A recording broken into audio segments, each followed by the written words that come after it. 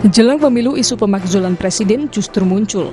Isu bermula saat sekelompok orang menamakan diri petisi 100 mendatangi Menko Polhukam Mahfud MD di awal Desember. Aspirasi pemakzulan presiden ini pun ditanggapi Ketua MK tahun 2003-2008, Jimli Asidiki. Di sosial medianya, Jimli menuliskan, aneh 1 bulan ke pemilu kok ada ide pemakzulan presiden. Ini tidak mungkin, kecuali pengalihan perhatian atau karena pendukung paslon panik dan takut kalah. 1 bulan ini mana mungkin dicapai sikap resmi 2/3 anggota DPR dan dapat dukungan 2/3 anggota MPR setelah dari MK. Mari fokus saja sukseskan pemilu. Pemakzulan bisa diartikan sebagai proses atau cara menurunkan atau memberhentikan seorang pemimpin, bisa raja atau presiden. Menko Polhukam Mahfud MD bilang, pemakzulan bukanlah hal yang mudah untuk dilakukan karena harus diproses di DPR dan MPR. Nah, ini semua tidak mudah karena dia harus disampaikan ke DPR. DPR yang menuduh itu mendakwa, melakukan impeach itu namanya, impeach itu pendakwaan. Itu harus dilakukan oleh minimal 1/3 anggota DPR, dari 575 1/3 berapa? Dari 1/3 ini harus 2/3 hadir dalam sidang. Dari 2/3 yang hadir harus 2/3 setuju untuk pemakzulan. Kalau DPR setuju nanti dikirim ke MK. Apakah putusan DPR ini benar bahwa presiden sudah melanggar? Nanti MK sidang lagi lama. Sementara itu, Ketua DPR Puan Maharani menyebut aspirasi pemakzulan boleh saja disampaikan, namun ada aturannya. Puan juga mengingatkan isu pemakzulan jangan sampai mengganggu proses pemilu yang sedang berlangsung.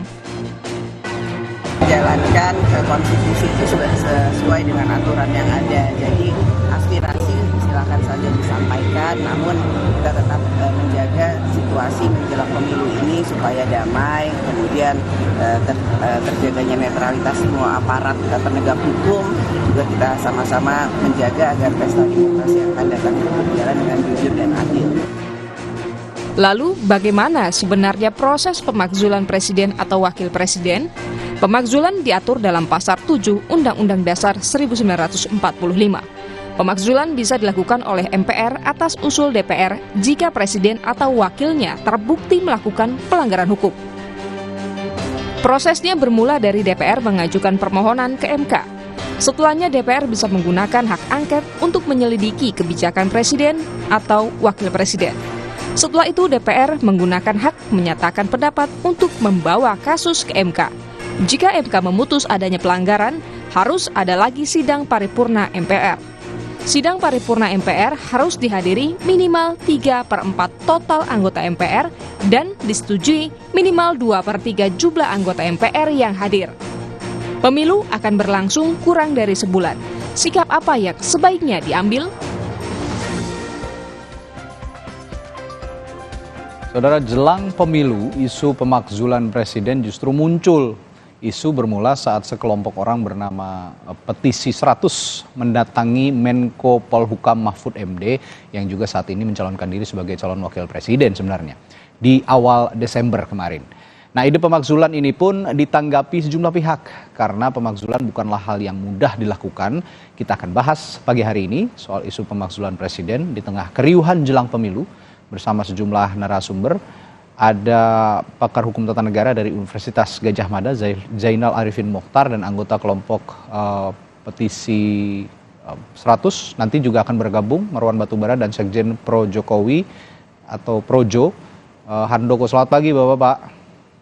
Selamat pagi. Selamat pagi. Ya, nanti juga akan bergabung bersama kita ada Ketua Mahkamah Konstitusi periode 2003-2008 Profesor Jimli Asidiki. Tapi saya akan ke dua narasumber saya dulu yang sudah bergabung pagi hari ini. Saya ke Mas Uceng dulu deh. Mas Uceng, isu ini muncul tiba-tiba begitu jelang pemilu. Apa yang Anda lihat dari desakan Petisi 100 ini soal pemakzulan presiden? Ya, saya kira kalau mau dimaknai bisa beragam, bisa beragam dalam artian tergantung kita menaruh perspektif apa. Ya. Saya sendiri mengatakan ini adalah buah dari proses pengawasan sebenarnya, pengawasan publik terhadap gejala belakangan di mana presiden nyaris tidak terbatasi dan melakukan tindakan-tindakan yang bersinggungan dengan pasal-pasal impeachment. Misalnya ketika presiden sendiri mengakui dalam sebuah rapat dengan para relawan yang mengatakan dia menggunakan punya alat negara yang melakukan dan mengetahui apa yang sedang dibicarakan oleh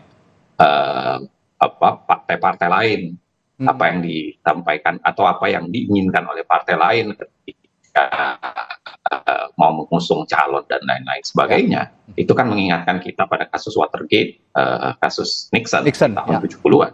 Ya, nah artinya begini sebenarnya, saya melihatnya ini adalah buah dari konsep pengawasan sebenarnya. Bisa jadi dibaca itu. Orang mengatakan bisa dibaca politik, ya memang impeachment ada peristiwa politik, tapi paling tidak sebenarnya kalau kita melihat pasal impeachment dengan rapi, pasal impeachment itu kan bisa diterapkan pada 3 kondisi.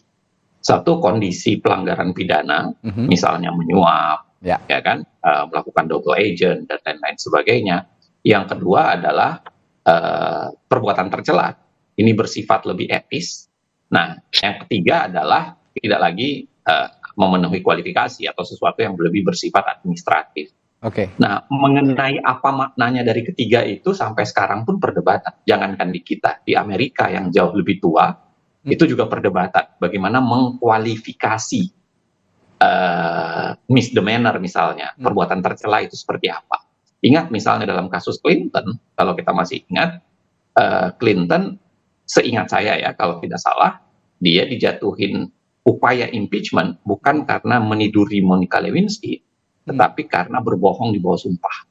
Itu karena pemeriksaan. Kedua, artinya apa? Perbuatan tercela yang dikualifikasi itu tidak sesederhana yang kita bayangkan. Kita tahu perbuatan tercela di pasal kita itu kan kelihatannya terinspirasi dari Undang-Undang Dasar di Amerika. Nah, yang ketiga, saya kira prosesnya juga bukan proses sederhana. Kalau kita mau bicara soal prosesnya berasal dari proses politik, ya kan? Ada kualifikasi tertentu, ada proses penyidikan, ada proses angket, ada proses HMP, baru kemudian itu didaftarkan ke Mahkamah Konstitusi, masuk ke proses politik, dari politik masuk ke proses hukum, walaupun belakangan MK-nya agak politis-politis juga ya. Nah, terakhir di ujungnya, hasilnya itu akan dilemparkan kembali ke proses politik, yaitu di MPR, bisa jatuh atau tidaknya. Artinya, masih ada pertanyaan mendasar sebenarnya, satu soal bagaimana mengkualifikasi ya, perbuatan itu, apakah bisa masuk di kriteria pidana, administrasi, atau etis. Prosesnya itu yang masih pertanyaan besar, karena diawali proses politik, di tengahnya ada proses hukum, dan yang terakhir proses politik juga. Artinya begini, saya mengatakan isu impeachment bukan hal yang keliru, bukan hal yang salah. Bisa saja dilakukan. Kenapa tidak? Karena itu bagian dari mekanisme pengawasan.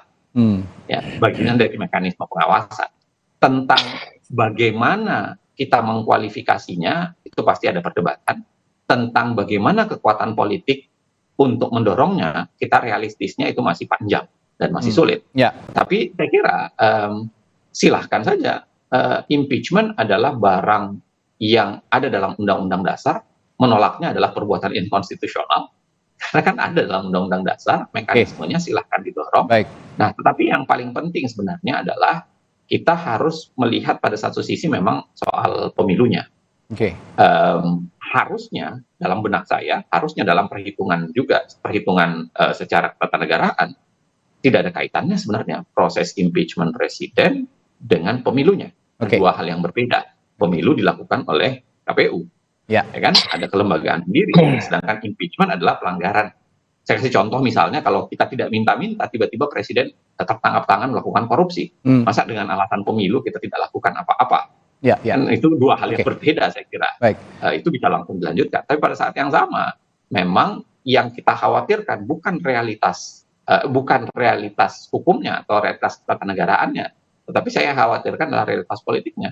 Karena kemudian mungkin jadi dipakai dalam kondisi tertentu untuk merusak pemilunya, dan saya kira itu bisa menjadi berbahaya. Ya, itu lebih bahaya, saya sepakat. Dan yang saya garis bawahi bahwa Anda juga mengatakan tidak sesimpel itu, tidak semudah itu juga. Karena kemarin saja waktu di MK, perkara putusan 90 saja untuk pembuktian Sebenarnya, Mas, sulit sekali gitu ya. MK saja sulit sekali untuk berani. Menarik untuk melihat kondisi sekarang. Karena kalau kita asumsikan ya, lagi-lagi asumsi bahwa Prabowo didukung Jokowi itu adalah satu blok sendiri, sedangkan 01 dan 03 adalah blok yang berbeda, maka perhitungannya bisa jadi menjadi menarik. Karena terjadi lebih kesetimbangan secara politik. Tapi jangan pernah lupa, yang namanya politik tidak ada kawan dan lawan abadi, biasanya itu kepentingan. Tidak ada jaminan sebenarnya 01 dan 03 pasti bisa bergabung untuk melawan 02. Kalau apalagi ada putaran kedua kan, bicara soal putaran kedua, bisa jadi mereka masih saling intip untuk putaran kedua akan tercipta koalisi baru atau tidak. Gitu. Ya, Mas Uceng, ini pagi hari ini kita sudah bergabung. Ada salah satu anggota kelompok petisi 100, Pak Marwan Batubara. Selamat pagi, Pak Marwan. Selamat pagi. Ya, Pak Marwan, sebagai orang yang sebagai orang yang punya inisiatif, begitu punya gagasan untuk mengimpeach atau memakzulkan presiden. Saya ingin tanya dulu, apa sih yang dibicarakan dengan Pak Menko Polhukam Mahfud MD dan kenapa ke Pak Mahfud MD ngomongnya bukan ke DPR gitu ya, alih-alih bahwa soal impeachment ini, pemakzulan ini sebenarnya harusnya alurnya ke DPR lalu ke MK misalnya konsultasinya. Kenapa ke Pak Mahfud MD begitu, Pak Marwan? Ya, saya kira Pak Mahfud itu salah satu dari orang yang menjadi perhatian publik dan sedang memerintah. Tapi di sisi lain sebetulnya kita juga sudah menyuarakan ini sejak bulan Juli Agustus ya, berkali-kali berkirim surat kepada DPR, pimpinan DPR, fraksi di DPR, lalu di MPR ya. Lalu sampai ke pimpinan DPD, yang akhirnya karena tidak ada yang mau, yang penting bagi kami bisa masuk ke Senayan, maka kami menghubungi Pak Tamsil Lindrung, yang akhirnya menerima kami, lalu kami bacakanlah petisi itu pada bulan Juli. Ya, jadi sekaligus juga untuk menunjukkan kepada publik, kepada Pak Jimli terutama, katanya kenapa kok baru sekarang mengajukan pemakzulan. Saya kira itu sudah kita lakukan sejak bulan Juli yang lalu dan sudah minta waktu kepada siapa yang relevan, dan saya kira kami juga punya pakar-pakar hukum yang mendukung kami dalam menyusun petisi itu. Seperti pakar hukum tata negara, contohnya Pak Jimli, Pak Zainal Arifin Mokhtar dan lain-lain. Jadi kami juga paham soal bahwa pemakzulan itu urusannya bukan cuma hukum, tapi juga ada aspek politik. Dalam kondisi sebelum ada gonjang-ganjing pertarungan paslon 1, 2, 3 ini, sebetulnya peta politiknya itu masih bahwa solidnya Pak Jokowi dengan PDIP. Tapi sekarang itu berbeda. Nah, di sini artinya bagaimana berperannya faktor politik dalam urusan pemakzulan ini. Itu pertanyaan selanjutnya, Pak Marwan. Kalau sekarang kan kondisinya udah berbeda dari dulu, kenapa nggak ke DPR sekarang gitu? Ya, kita sudah menyurati juga. Sekarang juga sudah begitu ya? Sudah, tapi belum ada tanggapan. Yang kami heran itu sebetulnya adalah bahwa partai-partai oposisi itu tidak menyambut baik. Tapi lah, itu tidak terlalu penting bagi kami. Yang penting sekarang bahwa isunya sudah dipahami publik, dan bahwa apalagi ini kita berharap nanti juga bisa diperhatikan para paslon. Tapi yang sangat-sangat penting adalah bahwa urusan pemakzulan ini bukan urusan waktu dan berkaitan dengan pencapresan, tapi berurusan terutama dengan faktor aspek hukum. Ya, kita melakukan pemakzulan itu juga karena kita sangat mengakui negara ini negara hukum sesuai dengan pasal 1 Undang-Undang Dasar. Lalu alasan pemakzulan atau delik pemakzulan itu sendiri kami juga baca itu ada di pasal 7A. Ada 6 aspek dan itu banyak sekali apa namanya, kalau kita bicara delik ya, deliknya itu kan dikategorikan kepada 6 aspek, yaitu pengkhianatan Terhadap negara, lalu korupsi, suap, korupsi, ya, perbuatan tercela, betul. dan ada alasan administratif. Nah, pengkhianatan terhadap negara itu dirumuskan dalam pasal 169 ya, Undang-Undang Kekuasaan Kehakiman, Undang-Undang nomor 17 tahun 2007 atau 7 2017. Tapi yang penting bahwa pengkhianat negara itu adalah antara lain selain berkomplot untuk kejahatan terhadap negara, juga melanggar konstitusi. Nah, kita punya daftar pelanggaran pasal-pasal di konstitusi itu. Misalnya, Pak Jokowi itu menerbitkan Perpres nomor 54 tahun 2020 dalam menetapkan APBN. Padahal APBN itu harus dibahas dengan DPR sesuai dengan pasal 23 Undang-Undang Dasar. Kemudian Pak Jokowi menguasai yang namanya KPK. Ini melanggar pasal 24. Bagaimana menguasainya? Lewat Dewas. Bagaimana itu terjadi? Lewat adanya perubahan peraturan yang dilakukan oleh Pak Jokowi. Kemudian Pak Jokowi dalam Undang-Undang Ciptaker menerbitkan Perpu tanpa peduli dengan putusan MK bahwa ini harus diselesaikan dalam 2 tahun.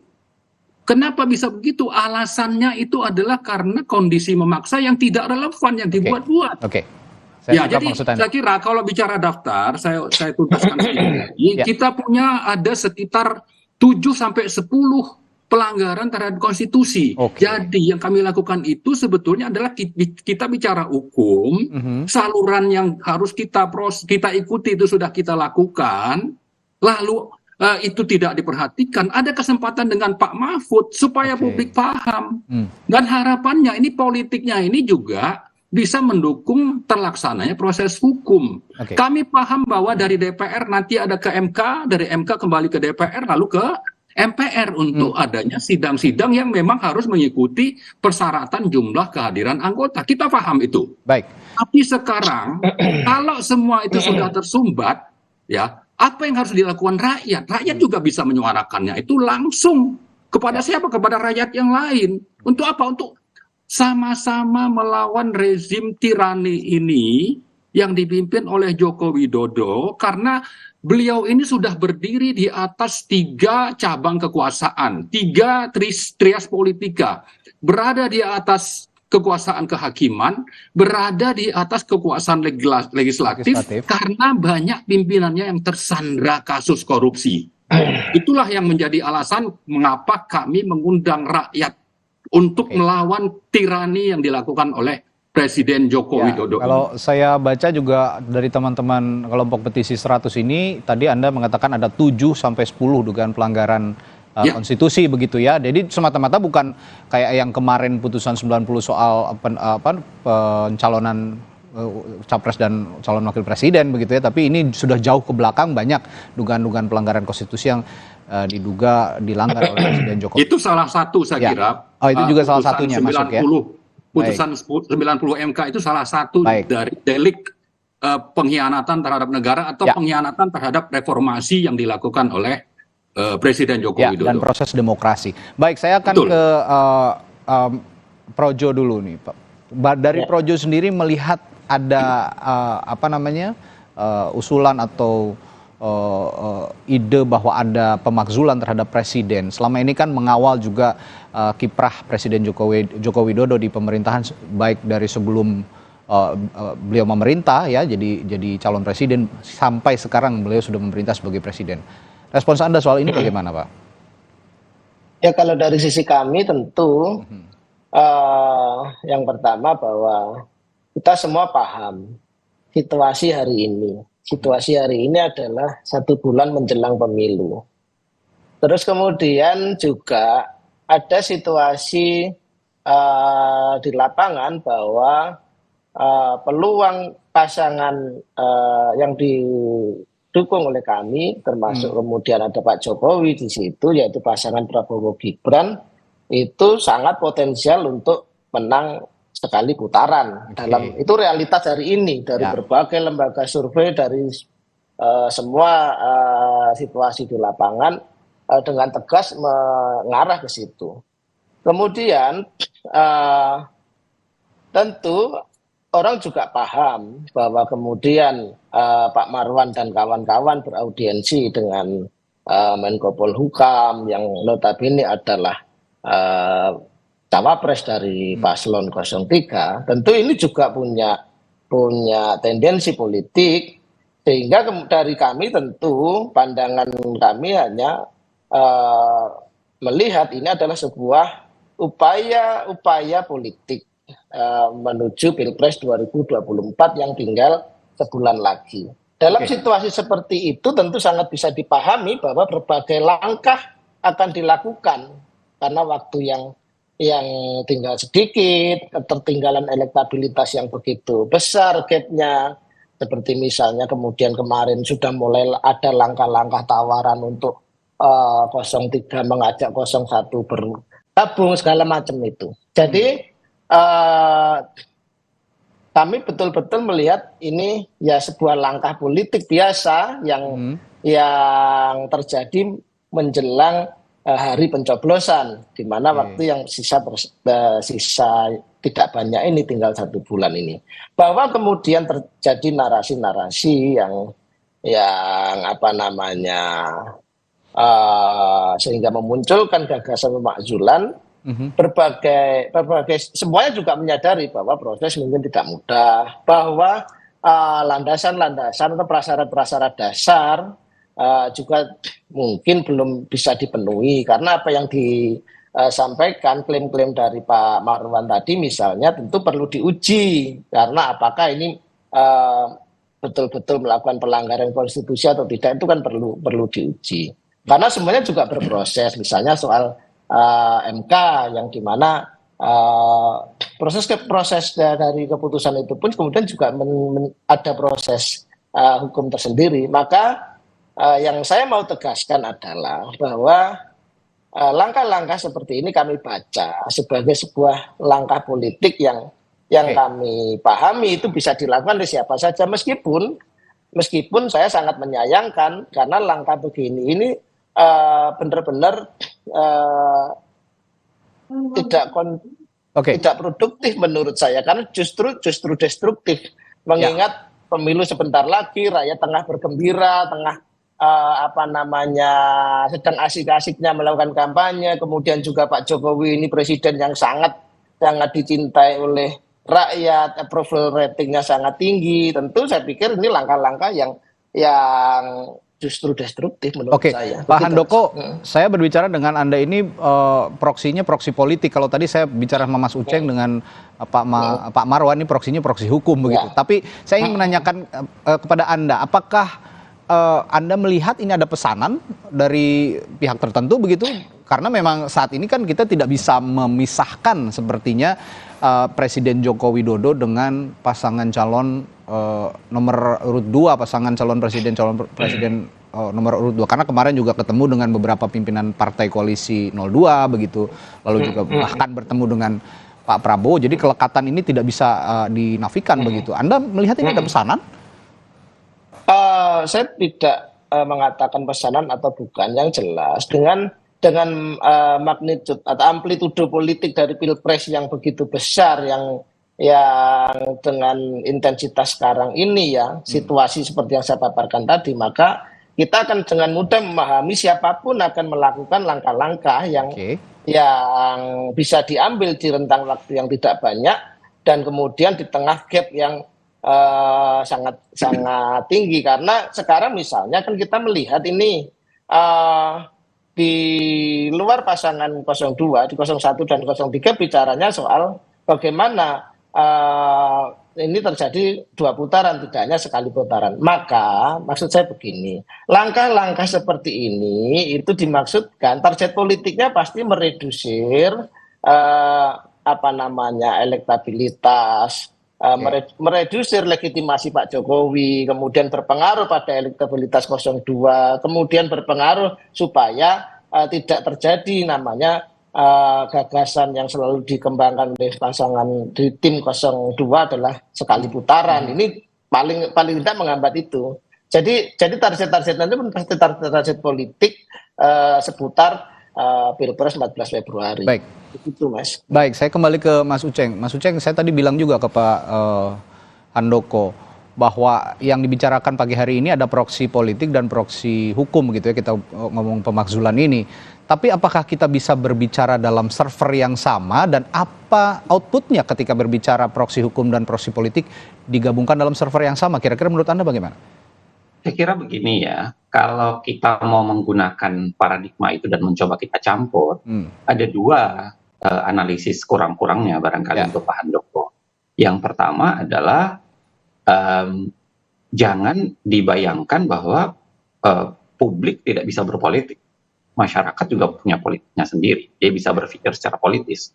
Politis tidak bisa diterjemahkan pasti harap. Politis itu diterjemahkan adalah cara orang untuk melakukan sesuatu. Dan masyarakat ketika menggali atau kemudian melakukan upaya koreksi terhadap negara, saya kira itu bagian dari cara praktik politik publik. Jangan lupa demokrasi sebenarnya itu bukan elit. Kita nggak bicara elit kalau demokrasi. Demokrasi itu sebenarnya kita bicara publik.